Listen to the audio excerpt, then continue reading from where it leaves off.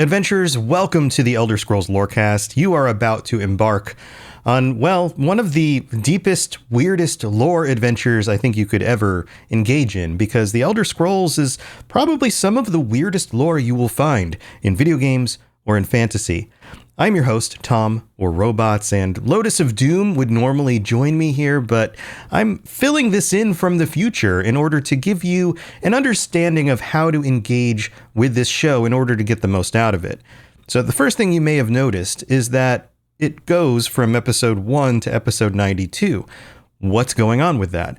And if that's the case, then how do you find what you're looking for? Some of you are probably diving into the lore for the first time, so you want to find out more about the creation story, or more about the gods and the powerful beings and the different races and things like that. Some of you are pretty well versed in that stuff, and you're happy to get a little bit deeper a little bit more quickly. So let me give you a roadmap of how to engage with this podcast to get the most out of it. The episode you're about to listen to is and was episode 1, and it explains kind of a basic understanding of the creation story and how all of that stuff works. If you're looking for more of that, then jump to episode 339 after this episode. In the creation episodes, you'll hear about these powerful beings, godlike creatures, the Aedra, the Daedra, all of that kind of stuff. And if you want to dig more into those specifically, we go into a number of the Aedra, the ones called the Divines, in 127, so jump to episode 127 for that. If you're looking for more about Daedric Princes, because they're super weird and cool, then jump to episode 178. All of this is in the description of the episode, so if you need to read this somewhere, just open up the episode in your app or whatever and look at the description. You'll see where each of these is laid out. Now, you might be wondering, why is this so randomized across the list of episodes? Why didn't you go in order? Well, there's an answer to that. Originally, I did go in order. Now, the podcast has changed since those first 90 episodes. Lotus of Doom joined me as a permanent co-host, and the quality of the show improved. What actually happened is we got far enough into this show, and then I went back and listened to those early episodes by myself, and I realized that I could do a lot better. They're not that great. So those have been removed from the feed because I didn't want to put a bad foot forward, if that makes sense. And so we've been going back through, revisiting a lot of those topics, and there's a bunch of other topics along the way. There's tons of lore to talk about. So you can kind of skip around and find the lore that you're looking for, or just kind of go in order and come across it as we discuss things, through time. But there really wasn't a good way to reorganize everything once I removed those first 90 episodes. But also, some people still want access to those. So they are available for patrons, but I don't recommend you sign up on Patreon just because you want to access the old version of episodes that we are in the process of revising and making better. If you are curious and you just want to see what they were like, then you can sign up for that. But I would much rather you sign up in order to get ad-free episodes or t-shirts and stickers, or just to help support the show because you like it. So there you go. I hope you enjoy the very first episode of the show, and then I think you'll realize what I was saying here and be ready to skip to the more recent episodes where we do a much better job. So thanks for tuning in, adventurer, and I hope you enjoy your exploration into the lore of the Elder Scrolls. Robots Radio presents The Elder Scrolls Lorecast. Welcome to the Elder Scrolls Lorecast, a place where the Elder Scrolls community can come together to discuss the boundaries of our knowledge about the universe of the Elder Scrolls. Hello, everyone, and welcome to the Elder Scrolls Lorecast. I am your host, Tom, or Robots. You can call me either, and you may recognize me from shows such as the Fallout Lorecast. This is my second endeavor in doing a lore series. Fallout Lorecast is going great, and I'm expanding the Robots Radio suite of products into the Elder Scrolls universe.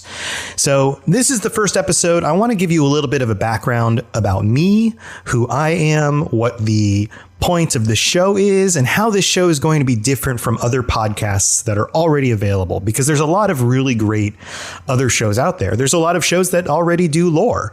So why start another podcast? Well, let's just say that my brand of podcast is a little bit different than the other ones.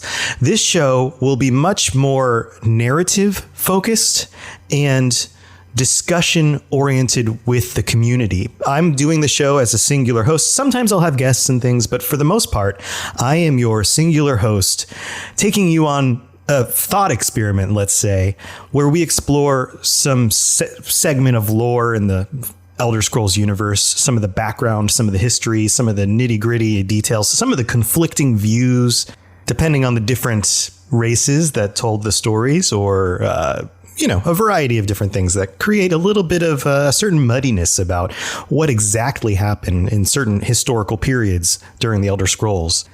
Now, you're probably wondering, who am I? Who's this guy? And why does he have the credentials to bring us along on this journey? Well, for one thing, I am no expert. I am not the lore master of the Elder Scrolls universe. I'm a lot like all of you. I am a fan of these games, and I've been a fan of these games in this universe for a long time. I have played, I tried to get into Morrowind and never could quite crack that nut back in the day, but Oblivion hooked me. I played through Oblivion. I've played through Skyrim. I've played a lot of Elder Scrolls Online and expansions and all those kinds of things. So I have some good background, but I'm also doing some research before each of these shows to really dig into the things that I don't know enough about. I'm the kind of guy who, gets lost in the wikis and will download all the books from Skyrim on my phone so I can read them whenever I'm waiting for something to happen and I've got some extra time. That's the kind of guy I am. Now, also, the other thing I'm going to do with this show is bring in some real world correlations. I have a background that's kind of unique to most people. I have 2 bachelor's degrees. I studied philosophy and world religions in college. And now I work in digital marketing because nobody wants to hire you to do a bunch of deep thinking for them. So you actually have to do some, real world thinking in order to make some money. But even starting with this first episode, I'm going to draw some corollaries and connections between some of the lore, some of the events that happen in Elder Scrolls, and some real world things when possible, and different ideas and the ways that they play together. So I hope this will be interesting to all of you. The Fallout Lorecast has gotten a tremendous response from the community. Everybody's very involved, and it's actually growing very quickly. So I hope I can do the same thing with the Elder Scrolls universe and bring you guys something that is a little bit different and fun and something you can engage with. Now, on top of all of that, I really want to hit home my belief that shows like this are about connecting with the community, about bringing people together. Now, when I dive into a topic that you're interested in, that you are passionate about, that you have questions or want to dig deeper, I want to hear from you. Please reach out to me. Either send me an email at elderscrollslorecast@gmail.com or hit me up on Twitter. I'm posting lots of cool stuff on the Twitter account at ESO Lorecast. Either way, if you want to get something on the show, send a private message through Twitter, send me an email, contact me. There's even a Discord channel I'll put in the show notes that we can get in together and chat about all sorts of different kinds of lore stuff. So I would love to hear from you. The best and most interesting responses I will highlight on the following episodes of these shows. And if you're the kind of person who's digging into this after it's been a few months and you're coming back to listen to some of these earlier episodes, I would love to revisit earlier topics. So never be afraid, even if a few months or years have gone by, to bring up an old topic and let's dig a little bit deeper. This is the kind of world where our information is going to keep growing and expanding with every new release, every new expansion for Elder Scrolls Online. When we finally get the next main Elder Scrolls game, I'm sure there's going to be some really interesting things going on there. So I want to keep this conversation going, and I'd really love to hear what you guys have to say. That said, let's delve into our topic for this week. This is where you get off. Come with me.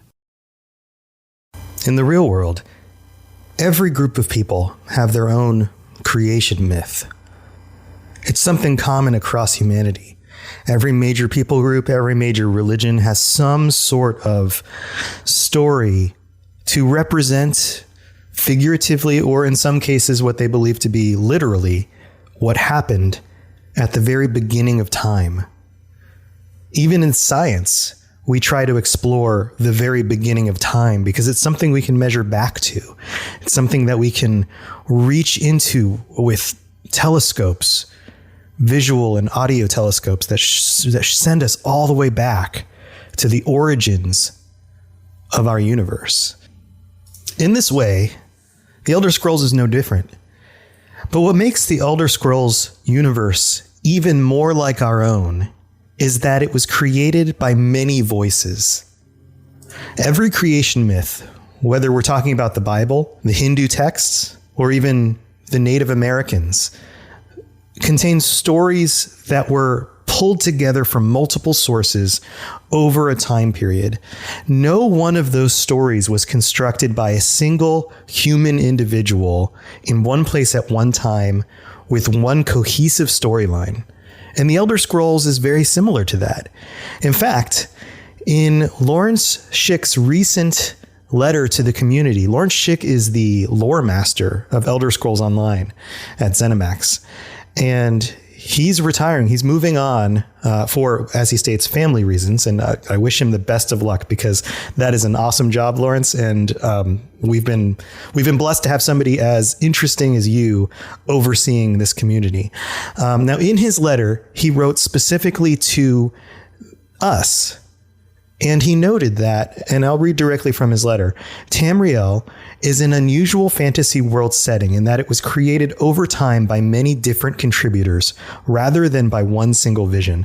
At some point, the folks at Bethesda Game Studios realized that for an ancient interactive world, that patchwork background was actually a virtue rather than a liability, something that should be recognized and incorporated into Tamriel's design. So the Brain Trust decided that all of the Elder Scrolls world's history, mythology, and culture, its lore, in short, would be delivered not from on high, but always from the viewpoints of characters who inhabited the world that they were describing. And these descriptions might vary or even contradict each other, leaving it up to the players to decide what was and wasn't true. And I love this. This is the way real world myths are created. Lots of voices over lots of time, putting together a story, dealing with the story, dealing with the conflicts in the story, coming up with new explanations and new analogies for the way things actually work. And this is the setting. This is the foundation for the lore of this world that we love so much, and why it is so rich and so interesting. It comes from many voices, including the players. Human beings have never existed in a world where communication was so easily managed before, where people who were creating and writing and contriving stories could hear feedback directly from the people reading those stories so quickly across so many people, not just a small group of people sitting at a campfire and making up a story and then getting feedback that night about, oh, that was a dumb character. Why'd you come up with that? This is dozens and dozens and dozens, hundreds probably, of different creators over the last several decades, putting together stories for you and me who live in a world with an internet where we can respond and we can co-create. This is a very interesting and unique situation where we are going through the process of creating a universe in a very organic sense, in a way that would have taken hundreds and hundreds of years in the past, over just a few decades. It really is unique and interesting. So for this episode, I want to dive into the origins of this world, what we know about the creation story. Now, to also set the stage, I want to go over just a little bit of some words and definitions. Creation stories usually begin with a cosmology, the beginnings of the universe, how the world was created, that kind of thing. And in real world situations, most cosmologies are based around either a singular god, a monotheistic worldview, or multiple gods. But what is even more rare is this idea of a dualism. And Christianity has actually turned more into a dualistic cosmology over time, depending on the type of Christianity you practice. Originally, and this is very interesting stuff, Satan in the Old Testament isn't a sort of equal and opposite God type figure who wants the downfall of humanity and wants to undo the things that God does in this world. He's more of a prosecuting attorney angel. let's say. And that's a whole another topic, and we're not going to dive into it. But specifically, the evolution and the change of Christianity into more of a dualism type cosmology was because of a connection to a faith that was equally old and also in the Middle East, whose origins were in the area of Iran originally. And that is Zoroastrianism. And Zoroastrianism has a dualism cosmology. And what's so interesting about the Zoroastrian cosmology is that it lines up in some ways very well with the Elder Scrolls. Here's what I mean. In the universe of the Elder Scrolls, according to elderscrolls.fandom.com, the Dawn era section of their wiki, it states under the creation section, the creation of the universe began with the chaos of the pre-universe. So we start with chaos. It's pretty common for most creation stories. You start with kind of a nothingness or a chaotic nothingness. From this primordial nothingness, the twin forces of order and chaos arose in the form of Anu and Padme. Anu represented order, and Padme represents chaos. And it's as if this nothingness divided itself into two. In Zoroastrianism, it's very similar. You have basically a god of order and a god of chaos. In Zoroastrianism, you have Ahura Mazda, which you might recognize. Sometimes other games and stories and things pull from a lot of these old myths, names and words that they reuse. Ahura Mazda, the one universal transcendent supreme being or wise lord. Now, the counter to Ahura Mazda is Angra Mainyu. And I don't know if I'm pronouncing that right because I'm not a Zoroastrian and I don't live back then. Quick little side note, Zoroastrianism is still practiced in parts of the world today. So it is still a living religion of the world. And so if I'm getting any of this wrong and you know better than I do, please write in and let me know. But Angra Mainyu is the chaotic representative in contrast to the one universal order. Angra represents the destructive principle. So that's very interesting to me. Elder Scrolls has a very similar origin, dualistic origin approach as Zoroastrianism, which is pretty unique in the realm of our current world religions. So to move on with the wiki about Elder Scrolls, Anu and Padme both burst their own souls. So you have two primordial representatives of chaos and order that decide to birth their own souls. Ainu's is Ainui El, and Padme is a name you might recognize from the series, Sithis. And the interplay between these two opposite forces create what is known as the Orbis. So you have Anu and Padme, basic forces of chaos and order, or order and chaos in that order. And then you have their souls, Ainui El and Sithis. And those two come back together. So it's as if the primordial nothingness separates out into order and chaos. They both create their own souls, whatever that means. And then those two join together in some sort of overlap, some sort of running into each other, which creates the Orbis. So what is the Orbis? Well, the Orbis is basically the universe. It includes Mundus, Oblivion, the Void, and Aetherius. So let's take this from the other direction out. Rather than out to in, let's go in to out. Let's say I'm a Khajiit. I'm a Khajiit. This one wants to know the origins of the world. And as a Khajiit, my world is centered around me. And I live in elsewhere. Where is elsewhere? Well, it's on the continent of Tamriel.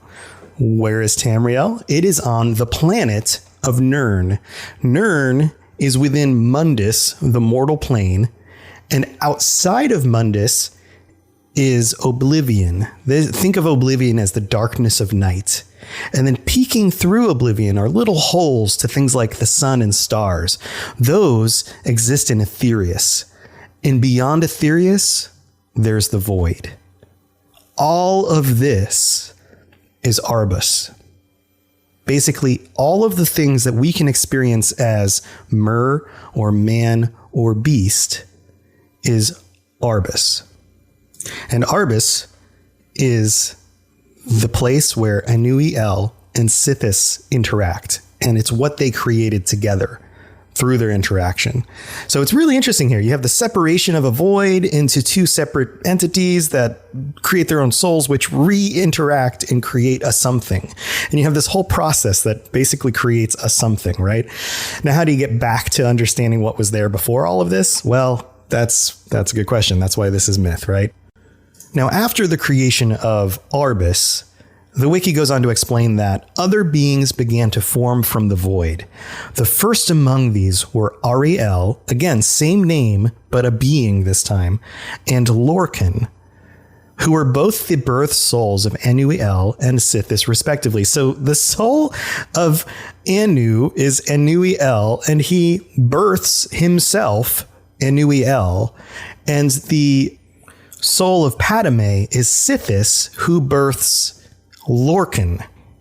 And finally, we are now beyond souls to beings. Ariel the being and Lorcan. Ariel brought the concept of time into existence. With the genesis of time, the turbulent Arbus began to stabilize, and other et ada, Et'-Ada, were able to form their own identities, distinct from each other, and hundreds of other divine beings were formed. Now that brings up another question. What are the et ada? Well, finally, we're getting more into the realm that our Khajiit friend is familiar with, at least on his regular interactions with other races of Tamriel. The et ada are also called the original spirits, and they are things perceived and revered by the mortals as gods or spirits. To humans, these et ada are the gods and demons. To the Aldmer, the Aedra, and the Daedra. The Aedra and Daedra came to be once a Lorcan, convinced or tricked the original spirits to create Mundus. The Daedra are the descendant spirits of the et ada who left during the creation of Mundus to retain their power. The Aedra are the descendant spirits of the et ada who remained during the creation of Mundus, thus giving away a significant amount of their power. Now, if you've played the games, you recognize the Aedra and the Daedra. The Daedra are constantly interacting into Mundus, into the human and the elven and the everybody else world, trying to influence people and do things. The Aedra are worshipped as the 8, and eventually the 9, and then back to the 8 again, who seem to be more standoffish. They don't seem as interactive with the world. And there might be reasons for that, because maybe the world is actually built from their power directly, and they are more subconsciously active in the world, more spirits and elements of the world itself, rather than individual beings that come and visit the world and mess with the things that go on in the world. So there might be some sort of interplay there. It's very interesting. So let's back up a little bit. We're going to go back to Lorcan. What was Lorcan's plan with trying to get the et ada to create Mundus, to create this world? Now, according to the wiki, it says Anu and Padme's constant struggle had created a number of planes for the et ada to inhabit. So there's actually multiple planes, but not all of them were content. One, called Lorcan, who was created by Sithis, approached the others with the plan to create their own plane.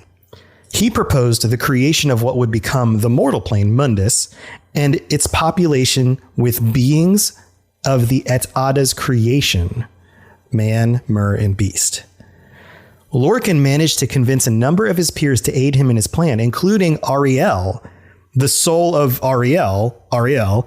These divines are collectively referred to as the Aedra, while the rest of the et ada are Daedra. These terms have no meaning during the Dawn era, as they are explicitly relative to the Mer and their ancestral beliefs. So again, this is all in relation to what we know from the elves.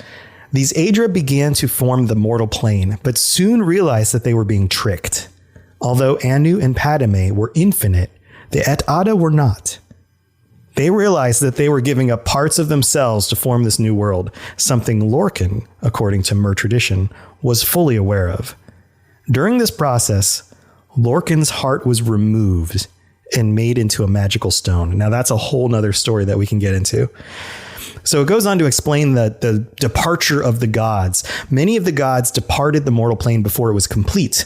Chief among these was Magnus, the architect of Lorcan's plan, who fled Mundus to return to Aetherius. His departure opened a hole in the barrier between planes, allowing magic to flood into Mundus. Not all of the gods chose to leave, however. Some, the 8 divines, bound themselves to the new plane, but returned to their own planes in the end.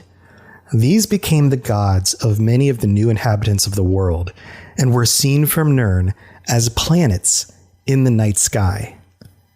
One group of these beings fully surrendered their divinity and formed the Elnophae. This now mortal race began to procreate in the physical sense, and eventually diverged into the mortal races of the mythic era. The remaining divines, before leaving Nirn to the mortals, created the Adamantine Tower and convened there to decide Lorcan's fate. So let's pause for a minute. Who are the Elnophae? Well, the Elnophae are man and mer and beast. They are the descendants of the divine being who decided to become mortal and procreate and spawn all the intelligent races of the world. So all man, beast, and mer go back to this original being, this original divine being who became us. Let's just go there. Let's pretend that we are part of this world. So the Khajiit that I was just talking, he is divine, or at least a mortal who comes from the divine, the way everyone else is. Everybody else relates directly back to this story and comes directly from it. Now, the wiki ends by saying, at the end of the Dawn era, Lorcan was permanently bound to his creation when his heart was ripped from his body and cast down to Tamriel. There it would form Vardenfell, the Red Mountain volcano. Now, you know this as the land of the Dark Elves, and remained dormant for thousands of years. The remaining gods then left Nirn, allowing time to stabilize and flow linearly. This marked the start of recorded elven history and the beginning of the Merithic era. So that's the story of the beginning. And the story about Lorcan gets super interesting, super confusing. There's all sorts of different perspectives as to what actually goes on there. But I'm not going to go too much into any of this stuff. It's a lot to digest all at once.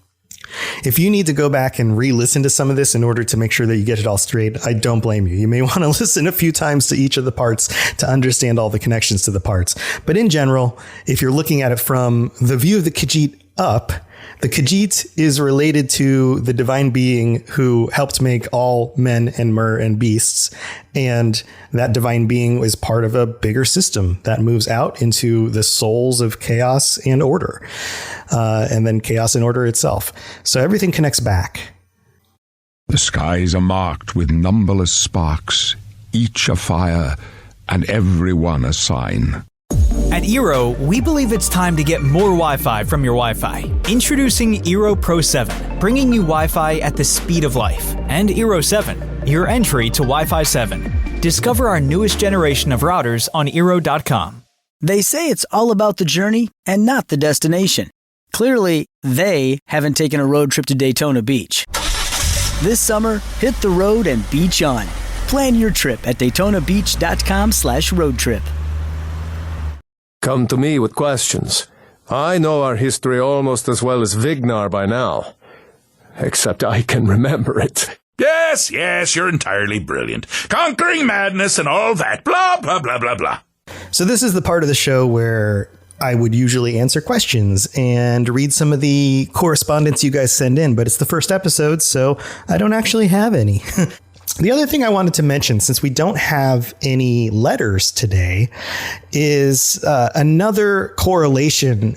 In the main segment, I explained how there's a correlation between the Elder Scrolls universe and the origins of that universe and Zoroastrianism. But there's also correlations between the Elder Scrolls universe and other mythologies from other fictional writing. And I guess you could say the grandfather of all modern fiction is J.R.R. Tolkien and the Lord of the Rings stories, and specifically the world that he created in the Silmarillion. Now, some more background on myself. I'm probably a lot like you guys. I got into these stories because my dad was into these stories. I remember reading The Hobbit in 5th grade. I hated reading any other books until I read The Hobbit in 5th grade. And then I felt like, oh man, this thing's deep. It uses words like hither and thither and things that I've never read before. This does not feel like a kid's book, even though he wrote it as a kid's book. And it was interesting to me immediately. Throughout the next few years, throughout like my middle school years, I read through all of the Lord of the Rings books. And by the time I was in high school, I was deeply into the Silmarillion and the History of Middle-earth series. And in the Silmarillion, if you haven't, it's pretty dense. It's got some really interesting mythology, but parts of it do read like the Old Testament. So if it's too dense for you, skip it. But if you are interested, read the opening chapters of the Silmarillion, because there's a creation story there. And it's interesting. It's different in the sense that it begins with a singular god. So it is not a dualist system like the one we just talked about, the Iluvatar, or EA, who basically creates all the other beings through music. And it's this wonderful symbolism about the harmony of those beings and the dissonant voice that goes against the harmony. So now you've got chaos and order, which is super interesting, right? Another corollary.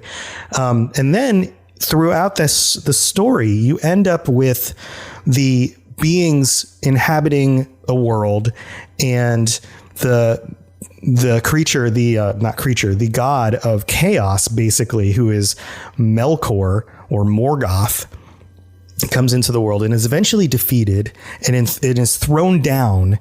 And instead of, he's kind of like the Lorcan character in the Elder Scrolls series, but instead of being tethered to the planet and his heart being taken out and being a gem that's thrown into the ocean, he's actually removed from the planet and tethered outside of creation so that he can no longer interact with creation. So it's kind of the opposite. But in both cases, the world, the actual geography of the world is changed, and in opposite ways.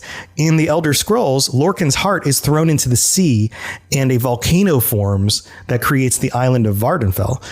In the Lord of the Rings stories, in the Silmarillion, Morgoth is removed from the world, and in order to remove him from the world, basically the other gods had to sunder the continent and send most of it to the bottom of the sea.